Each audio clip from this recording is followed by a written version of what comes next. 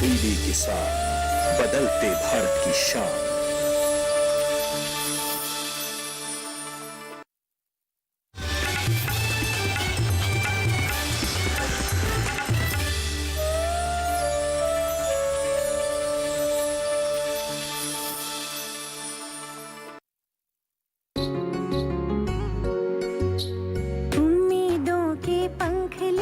रिश्तों की नाजुक डोर है, आई धरा को स्वर्ग बनाने परिवर्तन की भोर है।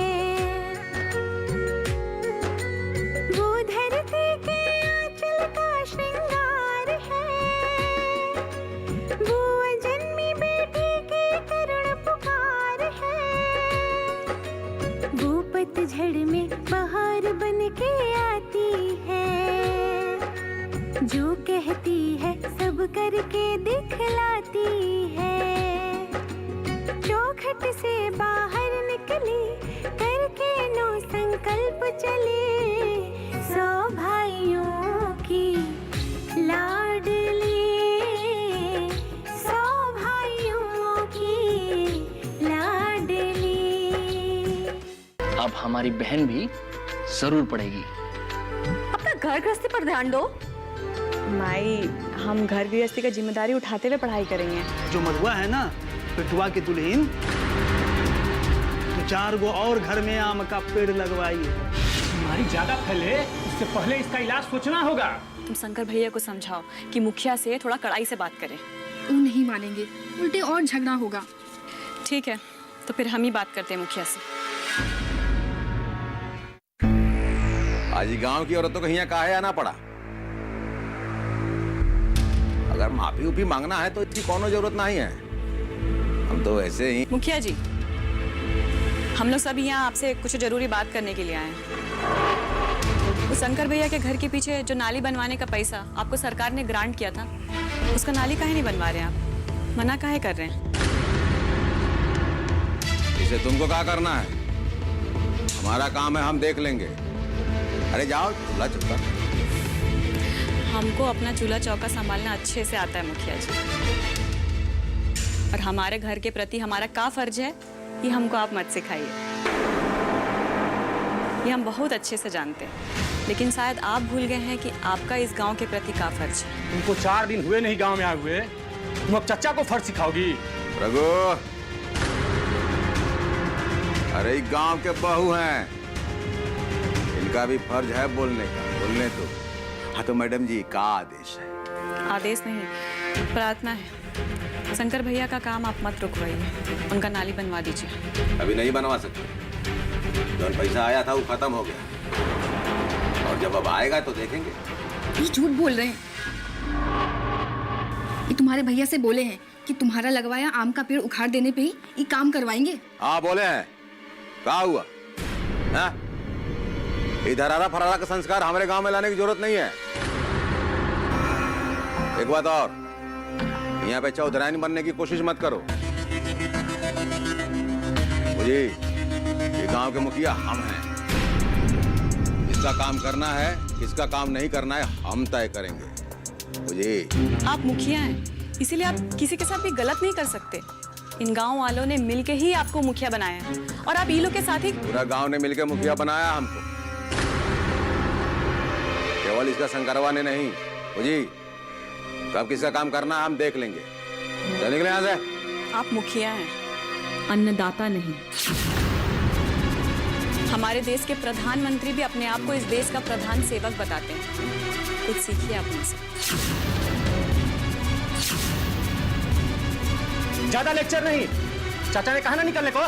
चलो निकलो यहाँ से। ठीक है, तो अगर आप हमारी बात नहीं सुनिएगा तो कोई और सुनेगा। हम लोग सब कलेक्टर के पास जाएंगे, वो हमारी बात सुनेंगे। सरकार आपको पैसा भेजती है तो आपको काम भी करवाना होगा, और ये मत सोचिएगा कि हम औरतें कुछ नहीं कर सकती। अगर हम लोग अपने घर का जिम्मेदारी अच्छे से निभा सकते हैं तो बाहर का भी निभा सकते हैं, वो भी बहुत अच्छे से। चलते हैं, नमस्ते।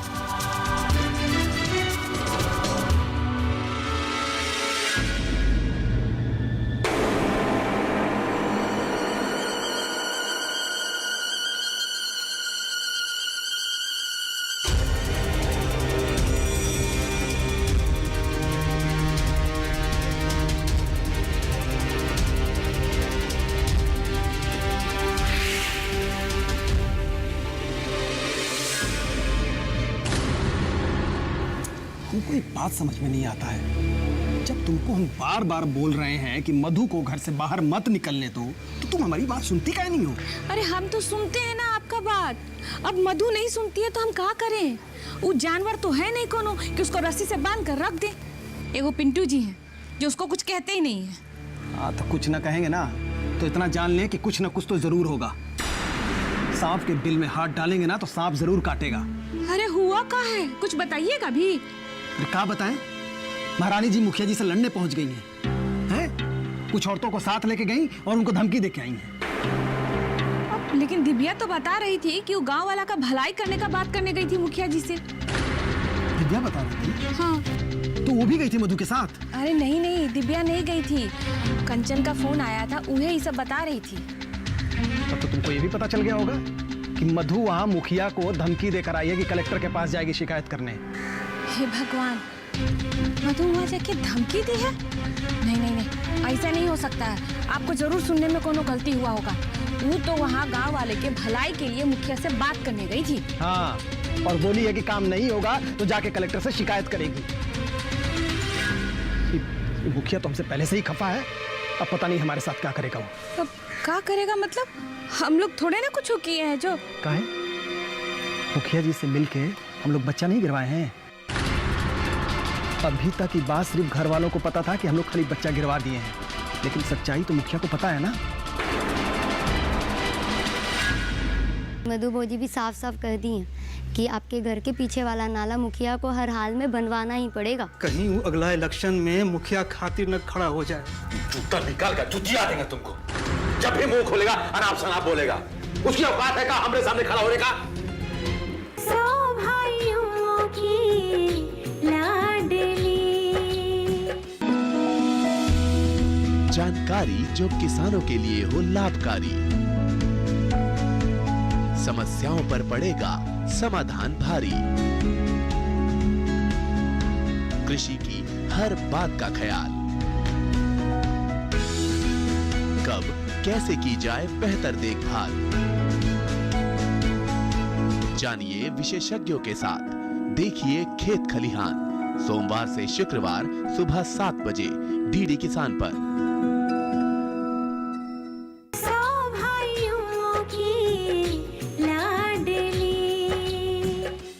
हम लोग थोड़े ना कुछ किए हैं जो। काहे?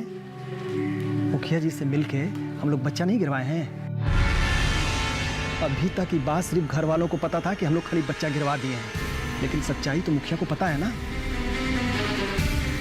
अभी मधु वाला बात में बच्चा वाला बात कहाँ से आ गया? तो यहाँ से आ गया ना कि अगर ये मुखिया बदला लेने पर आ गया तो सारे गांव में ढिंढोरा पीट देगा, सबको बता देगा कि हमको लड़की होने वाली थी इसलिए हमने ऑपरेशन कराया। गांव वालों को कौन सा वो दिखाएंगे? हे भगवान, ऐसा होना तो नहीं चाहिए। आपको बोले थे कि ऐसा पाप मत कीजिए, लेकिन आप हैं कि हमारा बात सुनते ही नहीं है। अच्छा ठीक है ठीक है, जो हो गया उस पर टसुआ मत बहाओ। कैसे ठीक किया जा सकता है उसके बारे में सोचो। सबसे पहले तो इस मधु को घर से निकलना बंद करना पड़ेगा। कुछ दिन मामला शांत रहा ना तो हम मुखिया जी को समझा बुझा के शांत कर लेंगे। लेकिन ये मधु तो घर पे टिकेगी कैसे? वो तो किसी का बात सुनती ही नहीं है। वही तो सोचना है कि मुजोर घोड़ी पर लगाम कैसे लगाया जाए।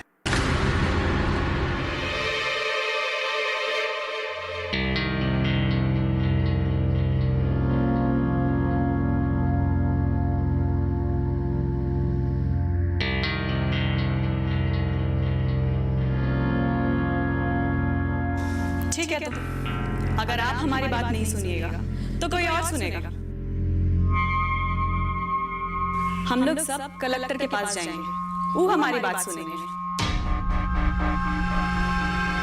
सरकार आपको पैसा भेजती है तो आपको काम भी करवाना होगा। और ये मत सोचिएगा कि हम औरतें कुछ नहीं कर सकते।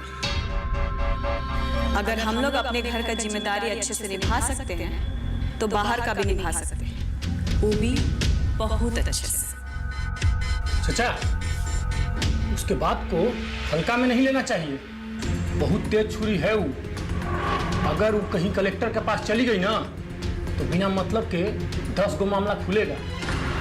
मुखिया जी तो करवा दीजिए ना शंकरवा का काम, क्या फर्क पड़ेगा। चुप नालायक। उसके डर से हम शंकरवा का काम करवा देंगे तो पूरा गांव वाला यहाँ थूकने नहीं आएगा। का इज्जत रह जाएगा गांव में हमारा, बुझे? कुछ तो करना होगा चाचा। का सुरेशवा से बात करना ठीक रहेगा? कुछ फायदा नहीं होगा। वो महारानी उसका भी बात नहीं सुनती है और वो पिंटुआ जोरू का गुलाम हो गया है नालायक, बुझे? कहीं वो अगला इलेक्शन में मुखिया खातिर न खड़ा हो जाए तो निकाल कर चुटिया देंगे तुमको। जब भी मुंह खोलेगा अनाप शनाप बोलेगा। उसकी औकात है का हमरे सामने खड़ा होने का? अरे हम उसको इतना समझाए, लेकिन वो बात समझे तब ना कि मुखिया से दुश्मनी नहीं लेना है तो नहीं लेना है। अब देखो, पहले तो घर पे मुखिया से जुबान लड़ा रही थी, अब तुम दोनों का साथ पाकर मुखिया के घर पहुंच गई जुबान लड़ाने। और तुम लोगों को उसको साथ नहीं ले जाना चाहिए था ना।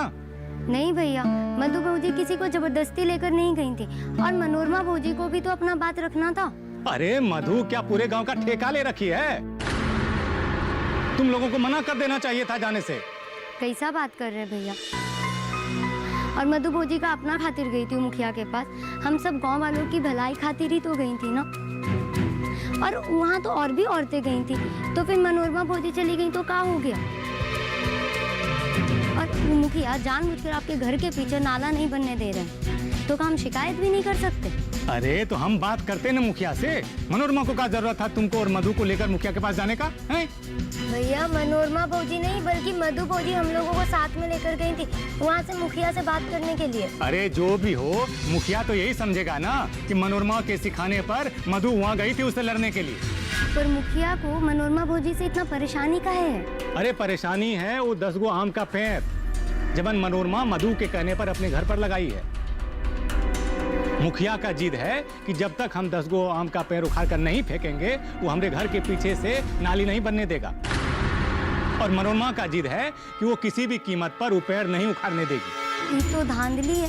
और मुखिया को कोनो अपना पैसा से थोड़ी नाला बनवाना है, उसका पैसा तो सरकार देती है और सरकार तो खुद कहती है ज्यादा से ज्यादा पेड़ लगाओ। फिर मुखिया का है वो आम के पेड़ के पीछे पड़ा है, कौन सा चिढ़े मुखिया को उससे? अरे कंचन चीड़ पेड़ से नहीं मधु से है, क्योंकि मधु के कहने पर ही मनोरमा ने ये पेड़ लगाई। अब मुखिया इतना काहे चिढ़ता है मधु से हमको नहीं पता। हम जानते हैं भैया, वो मुखिया मधु भौजी से काहे चिढ़ा हुआ है। काहे कि मधु भौजी लड़कियों को पढ़ाने की बात करती है, इस गांव की भलाई की बात करती है और यही से वो मुखिया मधु भौजी से चिढ़ा रहता है। अरे जब तुमको इतना पता था तो मधु को और मनोरमा को काहे उसके साथ में लेकर गई झगड़ा करने? नहीं भैया, हम लोग मुखिया के यहाँ कोनो झगड़ा करने नहीं गए थे, बल्कि बात करने गए थे और वो भी शांति से, पूरे इज्जत के साथ। और मधु भौजी तो अपना सभी बात को शांति से रखी थी मुखिया के सामने। मुझे अच्छे तरीके से पता है कितना शांति से बात करके आई हो। शांति से नहीं, धमका के आई है वो वहाँ से। नहीं भैया, मधु भौजी तो बात कर रही थी, उल्टा मुखिया धमकाने लगा हम सब गाँव वालों को। और मधु भौजी ना बिल्कुल भी नहीं डरी और जैसे ही मधु भौजी ने कलेक्टर के पास जाने की बात कही वो एकदम बौखला गया। हम वहीं खड़े थे भैया, हम देख रहे थे, जैसे ही मधु भौजी कलेक्टर का नाम ली ना वो एकदम बौखला गया। अरे कितना समझाए तुम लोगों को, कुछ नहीं बिगड़ने वाला उनका, बहुत ऊंची पहचान है उनकी। ये कलेक्टर साहब कुछ नहीं बिगाड़ पाएंगे उनका। वो तो जब मधु भौजी कलेक्टर के पास जाएंगी तभी पता चलेगा भैया। और मधु भौजी भी साफ साफ कह दी है कि आपके घर के पीछे वाला नाला मुखिया को हर हाल में बनवाना ही पड़ेगा। अरे कुछ पता नहीं मधु को उनके बारे में, एक नंबर का घाघ है घाघ, चुप नहीं बैठेंगे वो। एक बात बोले भैया, चाहे जो भी, जीत हमेशा सच्चाई का ही होता है। और हमको एक बात नहीं समझ में आता है, अब वो मुखिया से इतना काहे डरते हैं? काहे कि हमको अच्छा से पता है कि जल में रहकर मगर से दुश्मनी तो नहीं कर सकते हैं ना। मुखिया के हाथ में बहुत पावर होता है, जैसे लोन दिलवाना, फसल बिकवाना, सब तो वही करवाते हैं ना। ये सब काम के लिए ही हम उसको मुखिया बनाए हैं भैया, और वो नहीं करेगा तो कोई और मुखिया करेगा। और मुखिया चुनना तो हमारे हाथ में है भैया। हाँ, हम लोगों के हाथ में, कल ही बदल देते हैं मुखिया। बात करती तुम भी ना मधु के साथ रहकर उसका बोली बोलना सीख गई हो। एक बात जान लो, जब तक मुखिया का चुनाव होगा ना तब तक वो बहुते कहर ढा चुका होगा, तब समझना तुम और तुम्हारी मधु, हम तो अपने मनोरमा को समझा लेंगे। बात करती हो मुखिया को समझाने का, कुछ आता जाता ये नहीं है।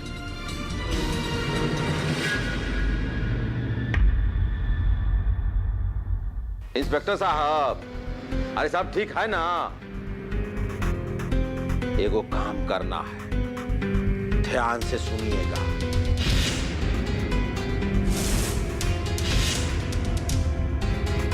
सौ भाइयों की लाडली। बीमारियों से कैसे बचेगी फसल, मवेशियों की मुश्किलों का क्या है हल, कहां से लाएं बीज, कितनी लगेगी खाद, किसानों के हर फोन का विशेषज्ञ देंगे जवाब। देखिए हेलो किसान लाइव, सोमवार से शुक्रवार शाम 6 बजे। सौ भाइयों की लाडली।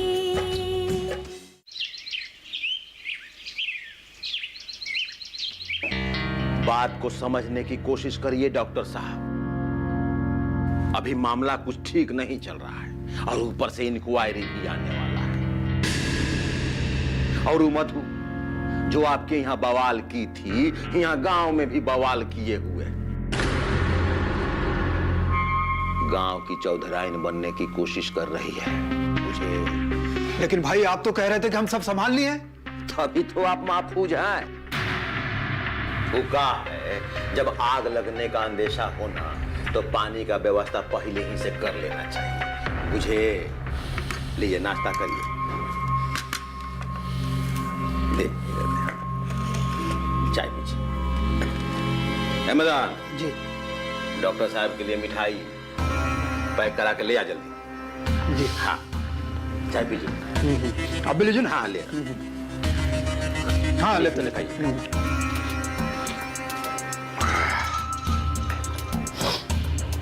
लेकिन हमको करना क्या है? अभी आप कुछ दिन के लिए बाहर घूमने का प्लान बना लीजिए और परिवार को भी साथ में लेकर जाइएगा, उनको अच्छा लगेगा। मुझे लेकिन कितने दिन के लिए? ज्यादा दिन के लिए, 15-20 दिन के लिए। बस जब यह मामला सब शांत हो जाएगा ना तो हम आपको फोन कर देंगे। मुझे 10-15 दिन? अरे भाई 10-15 दिन क्लिनिक बंद रहेगा तो मरीज का क्या होगा? आप ठीक रहेंगे ना तो बहुत मरीज मिल जाएगा। बुझे, वरना ये मधु कहां कहां मुंह खोलेगी हमको भी नहीं पता। बुझे? ठीक है भाई, हम चले जाते हैं, लेकिन एक बात, हमारे ऊपर कोई आंच नहीं आना चाहिए। ना ना ना। और ये सब तो हम आप ही की सेवा के लिए करते हैं ना। आप निश्चिंत रहिए, जब अग ये बुझ जाएगा तो आंच कहां से आएगा। बुझे? मुखिया जी। हाँ, है ना? जी। हाँ। लीजिए, घूमने फिरने में काम आएगा। अब भाभी जी को जरूर ले जाइए। बिल्कुल। हाँ, अच्छा लगेगा उनको। हाँ। अच्छा नमस्ते। हाँ नमस्ते नमस्ते। हाँ, घूम कर आइएगा।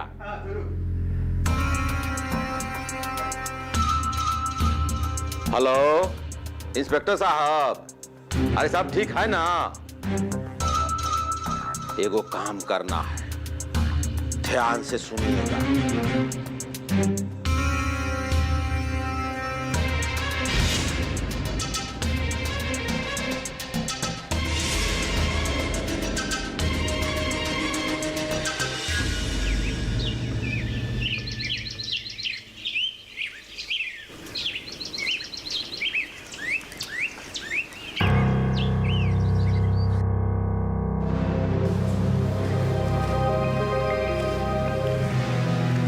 क्या हुआ? यहाँ कहाँ बैठी हो? घर का काम वाम नहीं करना है? अरे क्या हुआ? तुमसे ही पूछ रहे हैं, कुछ बोलोगी? अरे काहे सवेरे सवेरे इतना टेंशन में बैठी हो? तभी तो ठीक है ना तुम्हारी? और यहाँ काहे सूझा हुआ है? नींद पूरी हुई कि नहीं? बिना कुछ फूटोगी कि गूंगी हो गई हो? अरे नहीं ना, वो कहा है ना कि रात भर हमको बहुत बुरा बुरा सपना आया है, यही से मन बहुत बेचैन है। पता नहीं कहाँ अनहोनी होने वाला है। होनी ना होने वाला हो, तुम ऐसा बात करो जो हमको नहीं पता हो, हैं? हमको तो लगता है कि, और लगता नहीं है, हमको पूरा यकीन है कि अनहोनी होके रहेगा। तुम महारानी जो गई थी ना मुखिया जी के यहाँ, उनको ललकार के आई है, तो चुप तो नहीं बैठेगा ना, कुछ ना कुछ तो करेगा, और अच्छा तो नहीं करेगा ना, इसलिए अनहोनी के लिए तैयार रहो। आप भी ना, आप तो हमको हमेशा डराते ही रहते हैं। तुमको डरा के क्या करेंगे? कि घर में जो शेरनी बैठी है वो डरे तब बात बने ना। इसका उपाय तो हम कुछ ना कुछ करेंगे। तुम दिव्या को ना अच्छी तरह से समझा दो। हम ना दिव्या को समझा दिए कि वो मधु के साथ ना ज्यादा घुमा फिरा ना करे, उसके साथ में ना रहा करे, बस घर में बच्चों को संभाल लिया करे। का है? बच्चों को तुम नहीं संभाल सकती हो? हैं? घर का छोटा मोटा काम है, तुम नहीं कर सकती हो? दिव्या नहीं करेगी तो काम नहीं होगा। अरे तुम उसको मधु के आगे पीछे घूमने से काहे रोक रही हो? ये क्या कह रहे हैं आप? हम तो सोचे कि आप भी यही चाहते हैं कि वो दिव्या मधु के साथ में ना रहे। नहीं, हम चाहते हैं कि दिव्या मधु के आसपास ही रहे, उसके आगे पीछे घूमती रहे। अरे कहाँ देख रही हो? ठीक कह रहे हैं हम। हमको ना आपका कोनो बात समझ में नहीं आ रहा है। कभी कुछ कहते हैं, कभी कुछ कहते हैं। अरे हमरा तो दिमाग ही चकरा गया है। हाँ तो इसलिए तो कह रहे हैं ना कि अपना दिमाग मत लगाओ। तो कह रहे हैं वो करो। देखो मधु को कैसे भी करके ना हमको घर में रखना है, उसको गांव की चौधराइन बनने से रोकना है। उसके सर पे जो समाज सेवा का भूत चढ़ा है ना, उसको उतारना है। और साथ में ही मुखिया जी से भी बना के रखना है, उनकी जो नाराजगी है ना उसको दूर करनी है। समझ रही हो? अरे कहाँ हो गया? फिर जबान को लकवा मार गया। अरे हाँ ठीक है ना, समझ हाँ, तो दिव्या को अच्छी तरह से समझा दो कि वो हर वक्त मधु के आसपास रहे। वो क्या कर रही है, कहाँ जा रही है, सब उसको पता रहना चाहिए। लेकिन इससे होगा क्या? अरे भाई, इससे हमको पता चलता रहेगा कि मधु क्या कर रही है, कहाँ जा रही है, किससे मिलने जा रही है। ठीक है? अच्छा, इसका मतलब ये कि दिव्या उसके साथ में रहेगी और उसका मन का सारा बात आके हम लोग को बतलाएगी। हाँ, और सुनो, दिव्या के दिमाग में ये बात ठोक ठोक के बिठा दो कि मधु को इसके बारे में भनक न लगे। लेकिन उससे क्या फायदा होगा? अरे तुम्हारे समझ में नहीं आएगा ये कि जो रायता फैलाए हैं उसको रोकना तो पड़ेगा ना। तुमसे जो कह रहे हैं ना वो करो। अरे भाई, हमको मधु का हर बात पता होगा, तभी ना हम उसका काट ढूंढ पाएंगे, उसका हर काम खराब करेंगे। वो जिसका भलाई करने जाएगी तभी भलाई तो होगा नहीं, उल्टा बुराई हो जाएगा। तो फिर कोनो गांव वाला उसको अपने यहाँ खड़ा नहीं करेगा, झांकने भी नहीं देगा। फिर देखते हैं कि कैसे हमसे मुंह लड़ाती है। चलो उठो, घर का काम करो, हमको भी कहीं निकलना है, अभी देर हो जाएगा।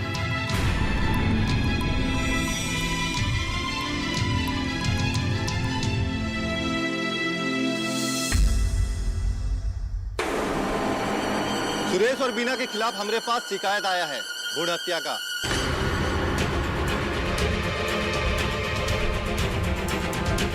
दोनों को बुलाइए, थाना चलना होगा। क्या पता एक आध भ्रूण हत्या तो पहले भी कर चुके होंगे ये लोग।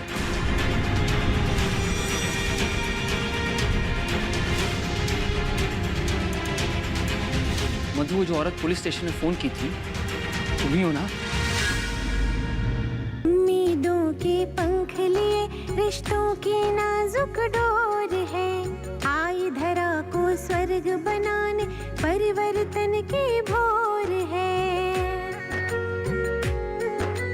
वो धरती के आंचल का श्रृंगार है, वो अजन्मी बेटी की करुण पुकार है, वो पतझड़ में बहार बन के आती है, जो कहती है सब करके दिखलाती